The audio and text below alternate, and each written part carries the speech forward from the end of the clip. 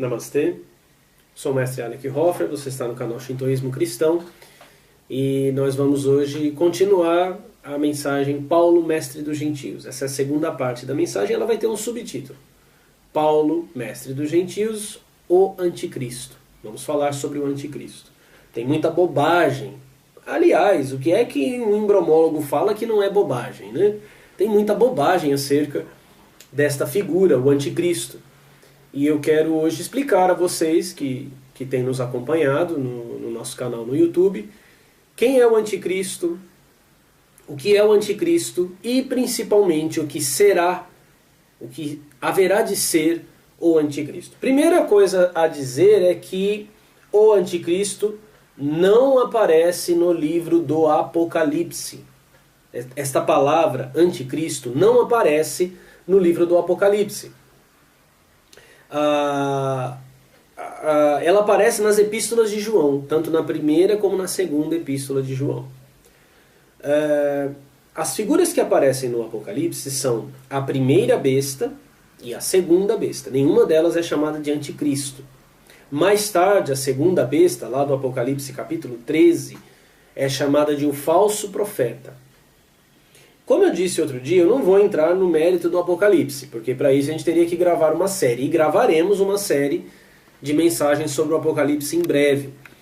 Mas a igreja pouco sabe sobre o livro do Apocalipse. O livro do Apocalipse demorou muito a fazer parte do cânon da Bíblia. Ele foi rejeitado por muitos cristãos e mesmo depois de se tornar parte do cânon, durante a Reforma Protestante, Martinho Lutero considerava ele como um livro que não deveria fazer parte das Escrituras Sagradas. Então o Apocalipse é uma espécie de constrangimento para a igreja, porque a igreja não sabe lidar com ele, não sabe o que fazer com ele, não sabe se esconde, e aí o carregou de ideias e doutrinas ridículas e absurdas. Para você ter uma ideia do desconhecimento acerca do Apocalipse, eu vou dar apenas um exemplo. Meu assunto hoje não é o Apocalipse.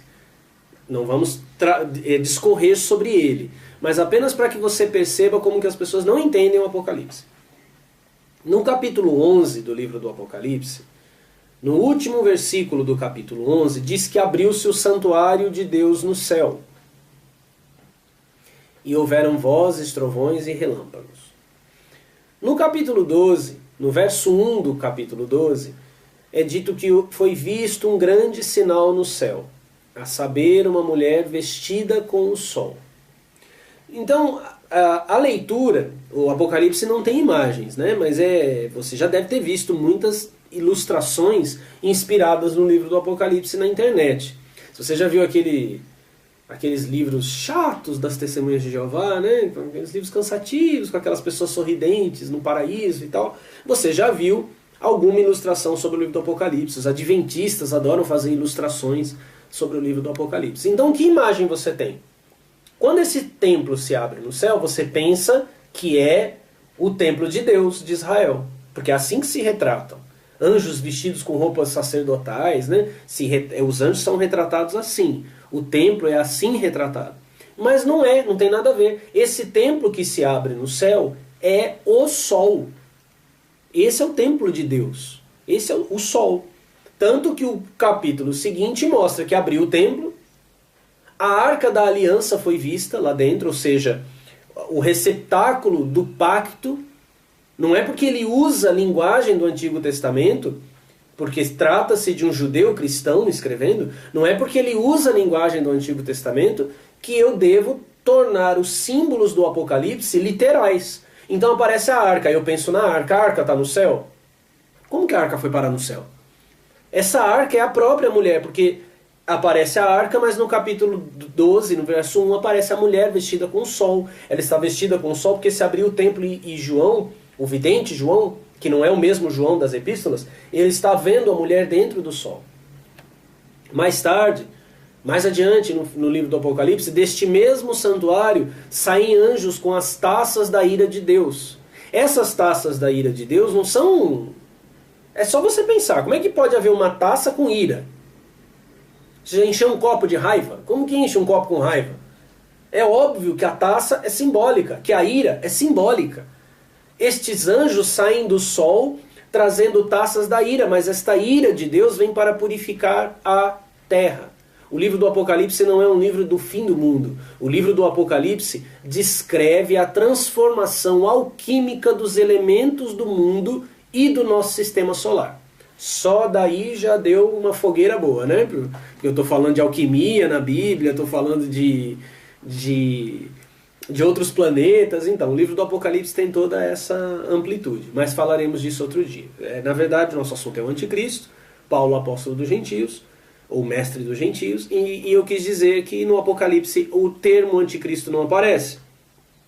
Ele aparece na primeira epístola de João, capítulo 2, verso 22. Eu vou ler aqui na Bíblia de Jerusalém, que é uma Bíblia de tradição católica, a Bíblia de Jerusalém, porque ela tem, e até mesmo por embromólogos evangélicos, ela é considerada, e protestantes, né, ela é considerada uma das melhores traduções. Diz assim, verso 22. Quem é o mentiroso, senão o que nega que Jesus é o Cristo? Eis o anticristo, o que nega o Pai e o Filho. Todo aquele que nega o Filho também não possui o Pai. O que confessa o Filho também possui o Pai. Aí parece, porque quando você lê isso, você já tem uma porção de doutrinas enfiadas dentro da sua cabeça.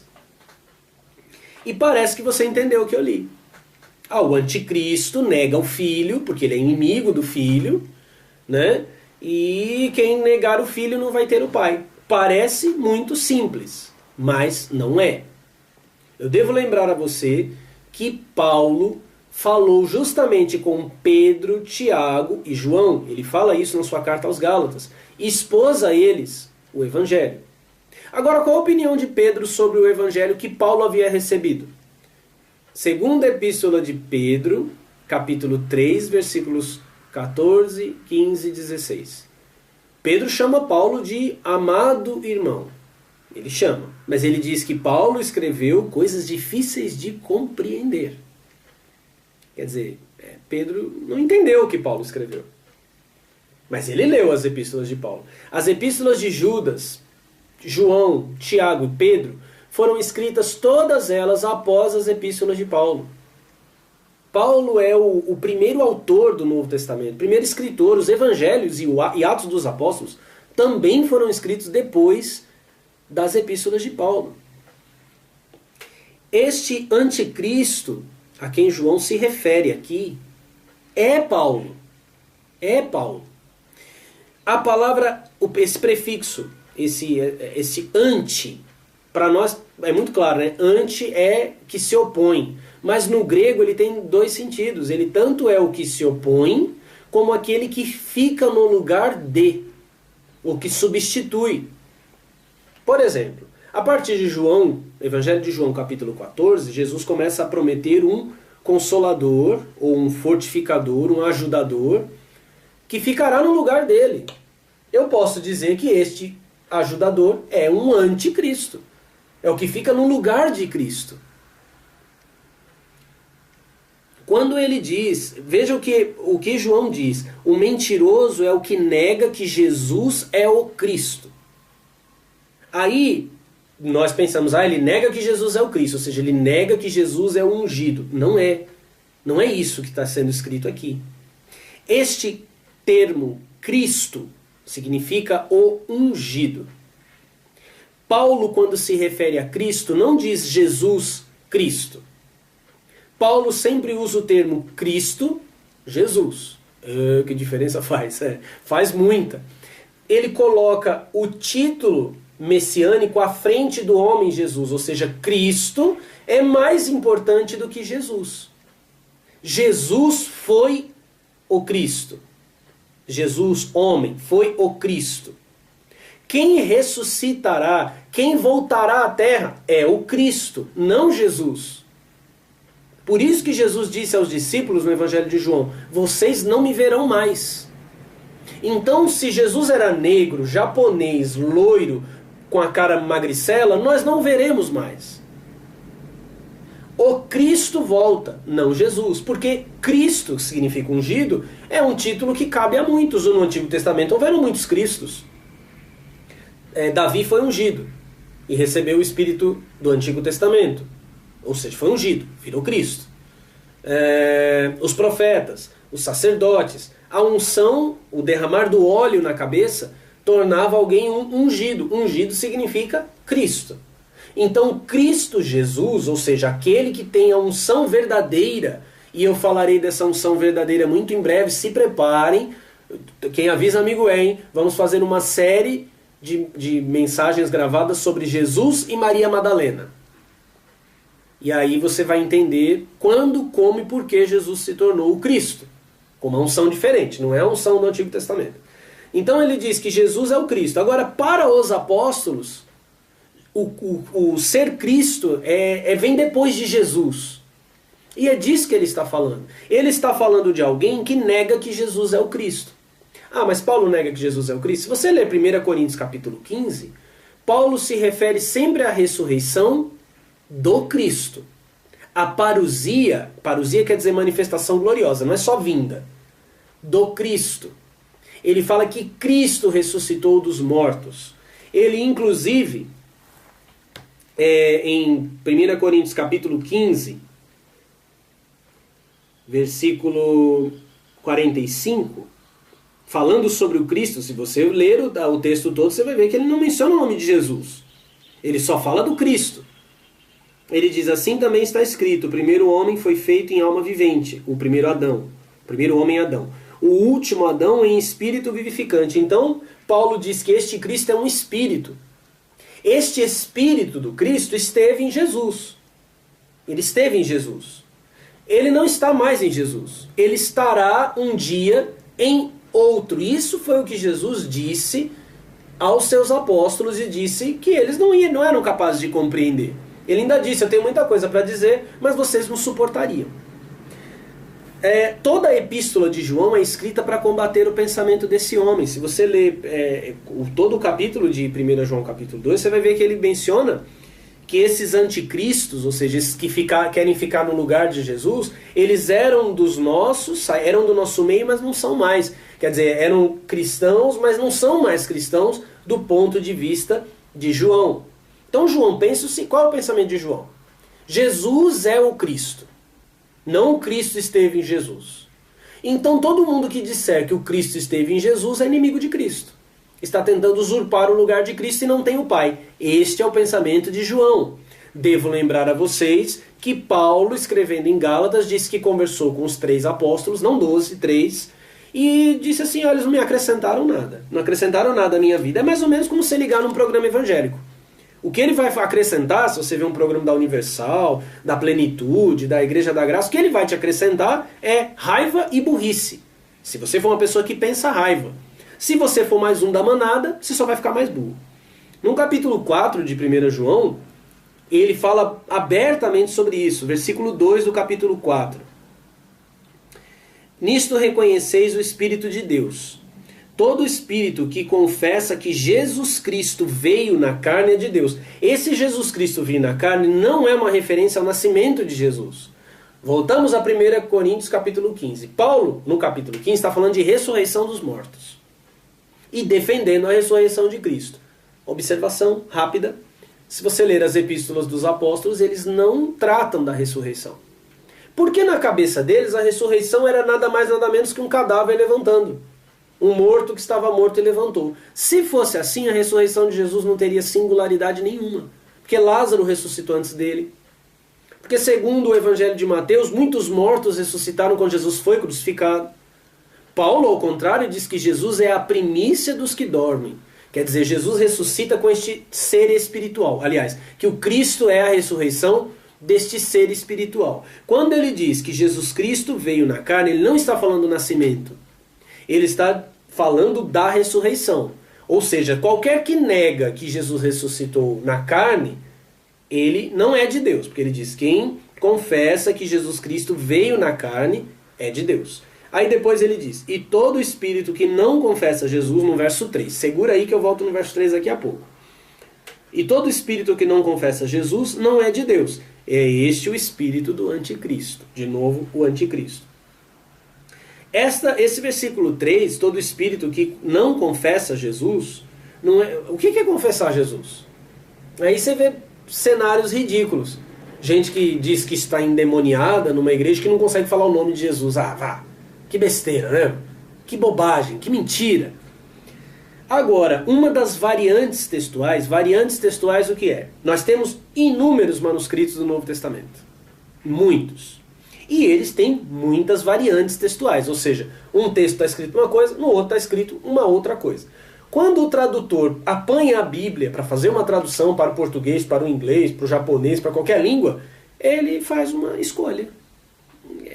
Isso é a embriomologia, entendeu? Ele faz uma escolha de que textos ele vai usar na sua tradução. Aí o que vai mover a escolha? Interesses econômicos, opiniões teológicas, preconceitos teológicos é o que vai levar a esta ou aquela tradução. Por isso que quando você... Na internet tem vários artigos assim. Evangélicos principalmente evangélicos, né, que criticam muito a tradução do Novo Mundo das Testemunhas de Jeová. Ela tem problemas? Tem. Mas é uma das melhores traduções da Bíblia que nós temos em língua portuguesa. Ela tem problemas como a tradução João Ferreira de Almeida também tem. Tanto que esta Bíblia, a Bíblia de Jerusalém, ela pode ser comparada à tradução do Novo Mundo. Os evangélicos e embriomólogos dizem que é uma das melhores traduções, Bíblia de Jerusalém. Na comparação com a tradução do Novo Mundo, muitos textos são similares. Se essa é uma das melhores, por que a tradução do Novo Mundo é quase que uma heresia? É quase um demônio em forma de livro. Faz o menor sentido. Então, uma das variantes textuais de 1 João, capítulo 4, versículo 3, diz... Não o espírito que não confessa Jesus, diz o espírito que separa ou quebra Jesus. Como assim separa e quebra? Como assim separa e quebra?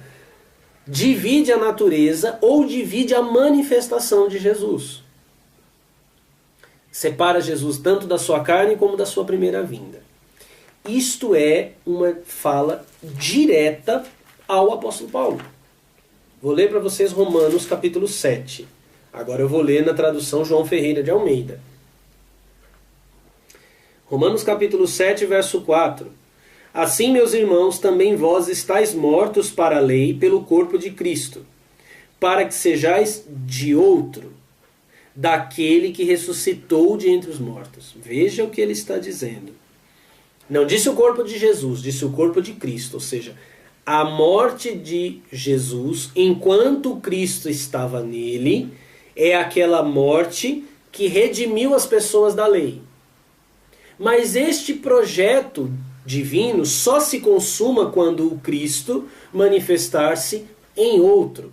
É por isso que lá em 1 Coríntios, Paulo coloca uma ordem nos acontecimentos. Ele diz, Cristo ressuscita primeiro, essa ressurreição de Cristo é uma manifestação de Cristo em nova carne. Porque não adianta... você acredita que Jesus ressuscitou dos mortos? Acredito. Tem foto, tem vídeo? Não tenho. Que diferença faz do que não acredita? Nenhuma. Porque, afinal de contas, historicamente, a igreja cristã foi opressora, homofóbica, xenofóbica, violenta.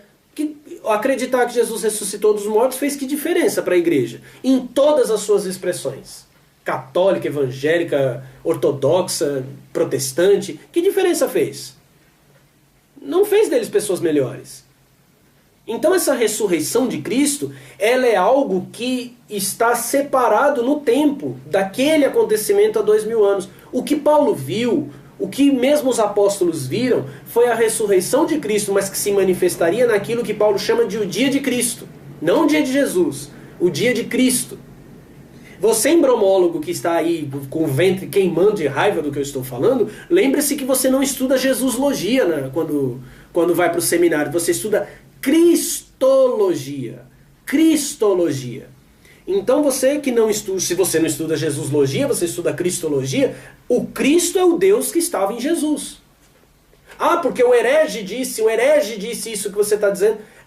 O termo heresia, ele é muito amplo, né? Porque heresia no pensamento de Paulo e na etimologia original da palavra quer dizer quebrar, romper. Você, na sua igreja, já colocou alguém no banco porque pecou? Tirou o cargo de alguém que era importante na igreja porque, sei lá, a menina e o namorado transaram e você pôs eles no banco? Disciplina. Assembleia de Deus adora disciplina. Você separou pessoas. E igreja que não aceita segundo casamento? O cara chegou na tua igreja, eu conheço igrejas, um monte de igrejas que isso acontece. A pessoa chega lá, casada, mas é o segundo casamento, né? Casou, separou e casou de novo. A igreja vai dizendo que está ensinando o evangelho até aquele casamento acabar. Separou o casal. Chegou um casal gay na tua igreja.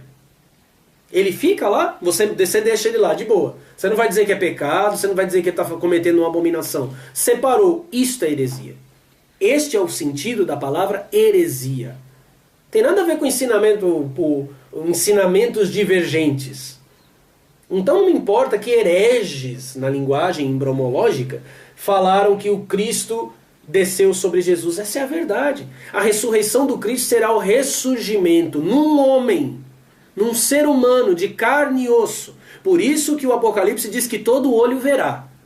Se Jesus voltar nas nuvens do céu, como a embromologia ensina, Goku, né? Está em cima da nuvem, chegando.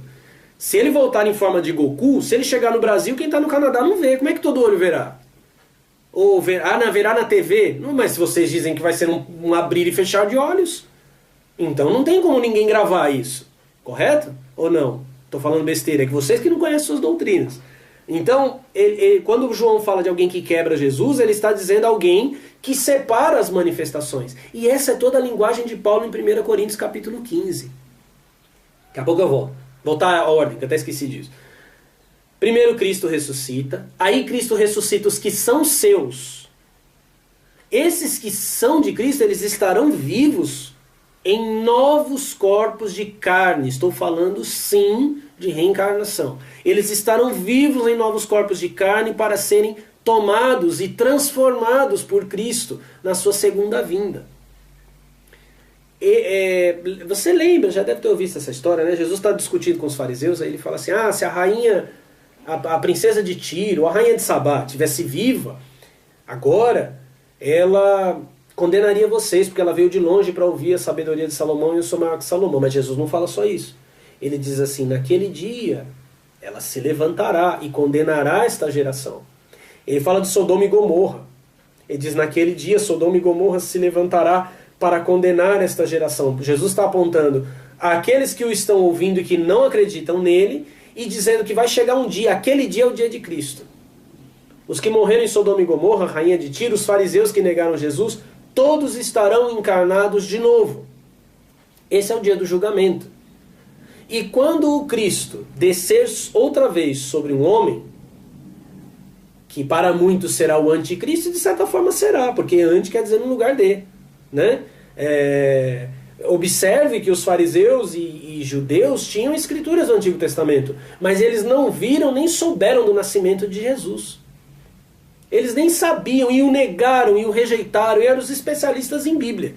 Então os embromólogos vão ser os primeiros a apontar o dedão na Bíblia e dizer, não, este é o demônio, ele é o filho do demônio, assim como João fez com o apóstolo Paulo.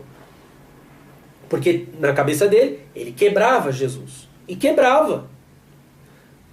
Jesus, o Cristo, morreu e tomou pessoas, os que são seus. Na sua segunda vinda, ele ressuscita essas pessoas e a partir delas edificará um reino que não terá fim. Destruirá todo o império, potestade e força, que é o que está escrito lá em 1 Coríntios capítulo 15. João escreve sua epístola contra Paulo.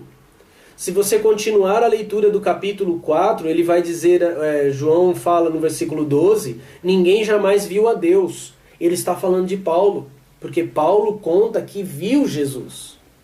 O próprio livro de Atos diz que Paulo viu a Cristo ressuscitado. Esse é o combate dos apóstolos. Um combate que terminou com a vitória destes 12 e a propagação do evangelho deles pelo mundo. E o evangelho deles nos deu uma igreja sem Cristo.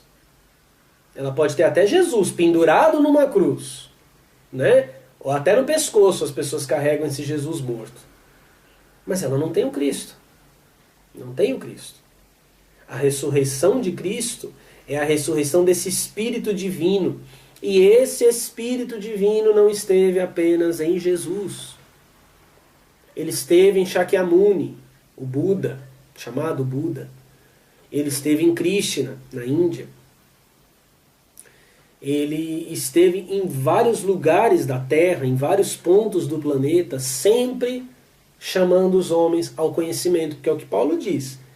Em Cristo habita corporalmente, ou seja, a plenitude da divindade.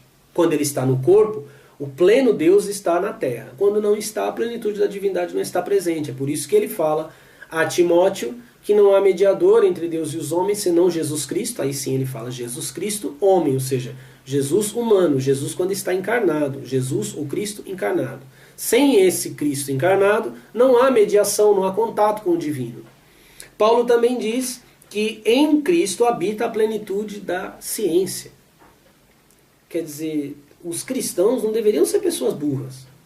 Os cristãos não deveriam ser pessoas que estão discutindo que o homem nasceu, a humanidade toda nasceu de Adão e Eva. Que vergonha! Você deveria ter vergonha disso. Os cristãos não deveriam estar discutindo que a Terra tem 6.000 anos. Isso é uma estupidez. O cristianismo não deveria ser inimigo da ciência. Porque a ciência que o cientista encontra, ele encontra em Cristo.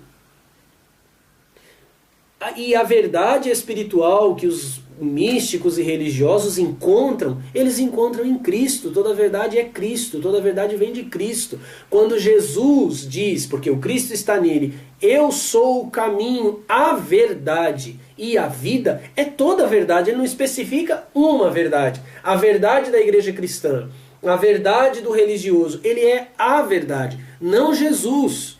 O Cristo nele, que fala nele, e é este Cristo que fala nele.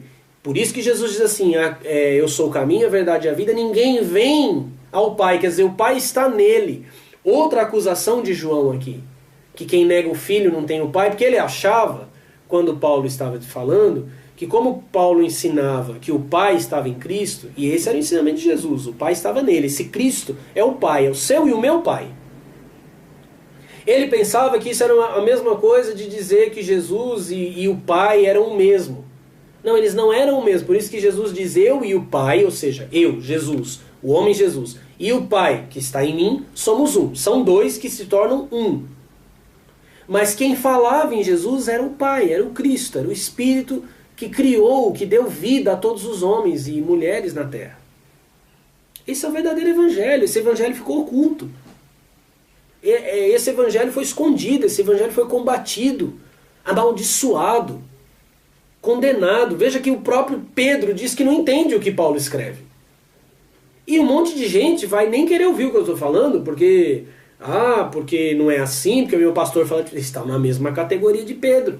Seu pastor, que é descendente de Pedro, Tiago e João, descendente espiritual deles, também não vai entender o que eu estou falando. Não vai entender a epístola de Paulo. Não vai entender. E essa ignorância é uma ignorância que não é só cristã, não. Tem um monte de budistas lavando a estátua de Shakyamuni, dando banho na estátua de Shakyamuni. Porque não entendem que Shakyamuni foi o portador do Buda, não o Buda.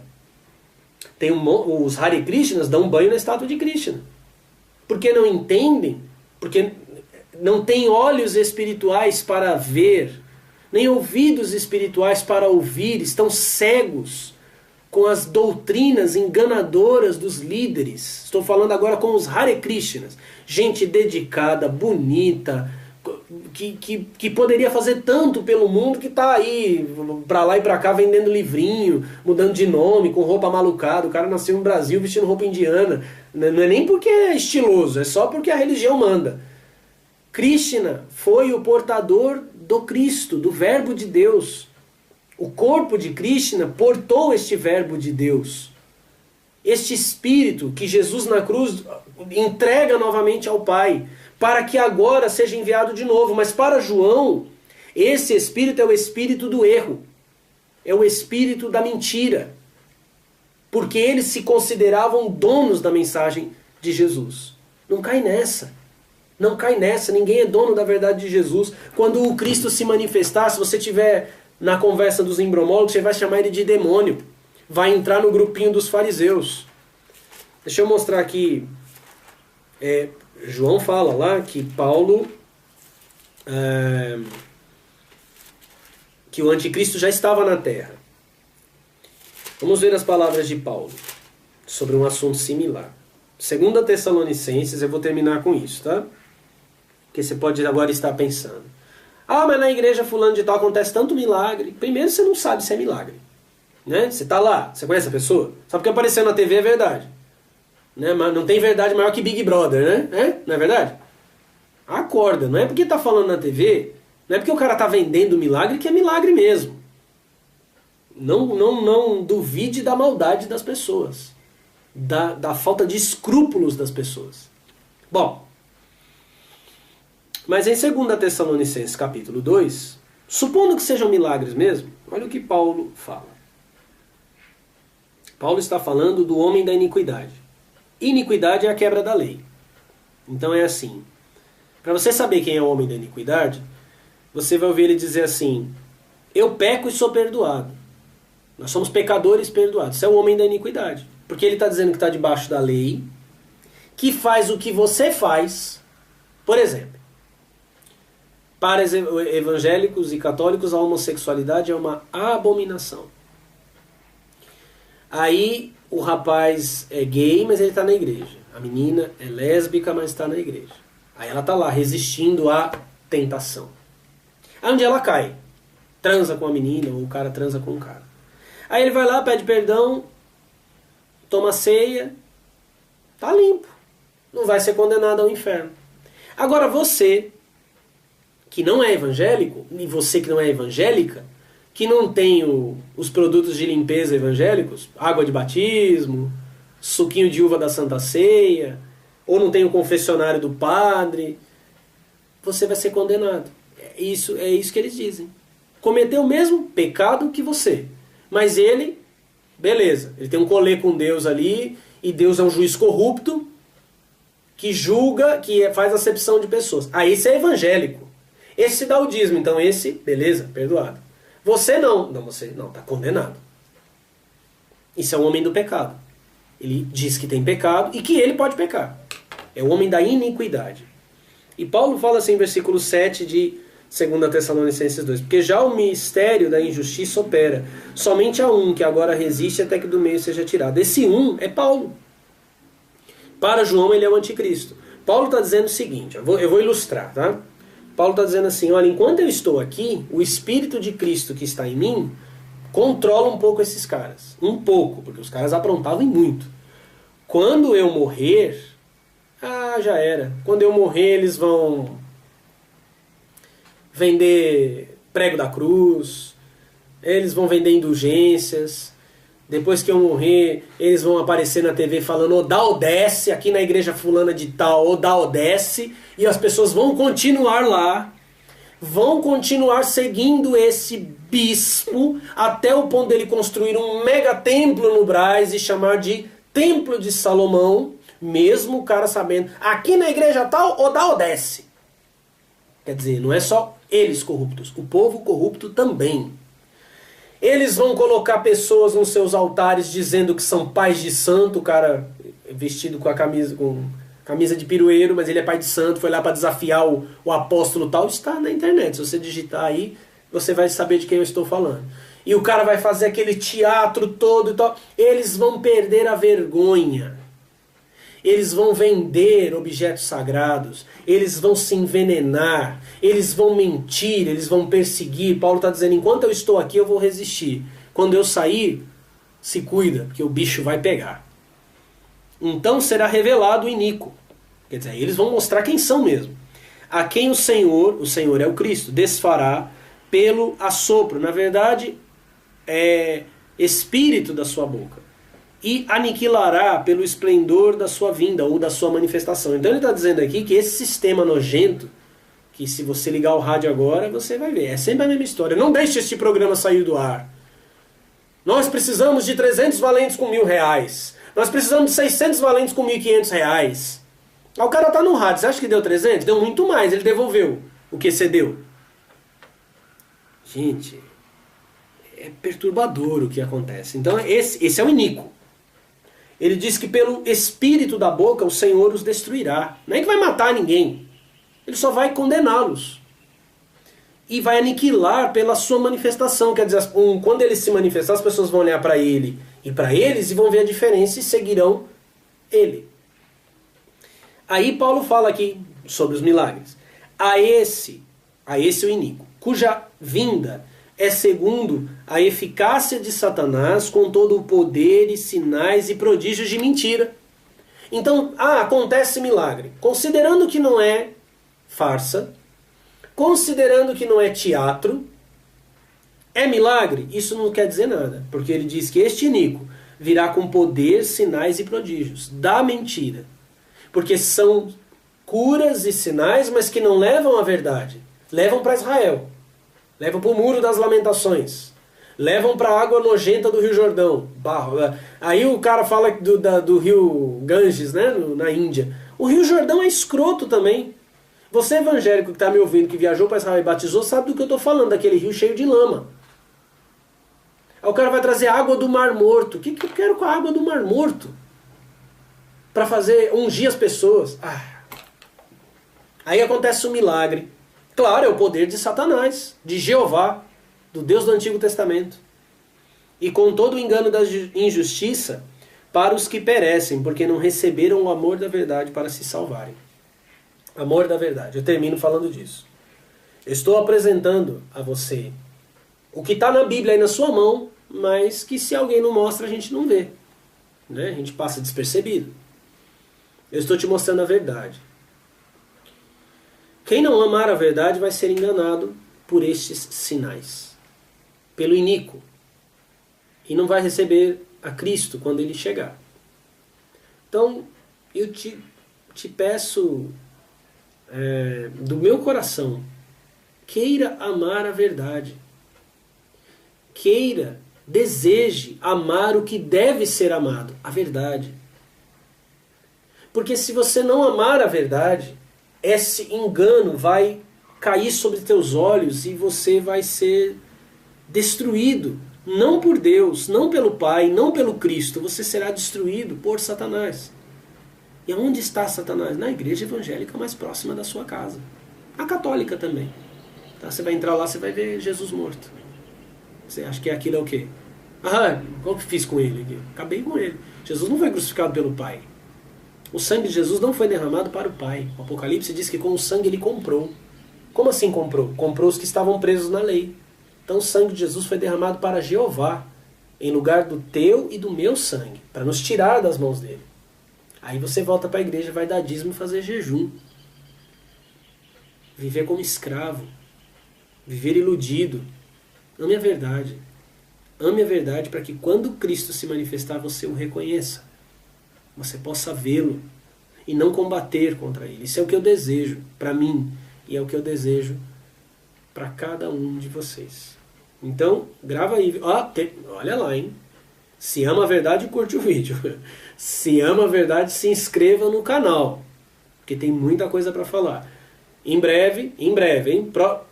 Cenas dos próximos capítulos. Vou dar os spoilers agora dos próximos episódios. Vamos fazer uma série sobre o Apocalipse. Jesus e Maria Madalena, essa tá quentinha, tá para sair já. E em breve vou gravar um vídeo aqui explicando a visão de Paulo sobre a ressurreição, para você entender bem o que é a ressurreição dos mortos. A gente pensa em ressurreição, imagina, né, Jesus volta, Michael Jackson, e todo mundo levanta das sepulturas e começa lá. Não é isso. Isso é uma caricatura, não é essa ressurreição segundo a revelação dada por Cristo ressuscitado a Paulo. E a gente vai estudar isso em breve, ok? Fica de olho aí, que senão, se você não curtir o canal, vai acabar perdendo as novidades. Temos muito que conversar. Se quiser conversar comigo, novaion52@gmail.com ou fala com o administrador do canal. Ame a verdade, ok? Namastê.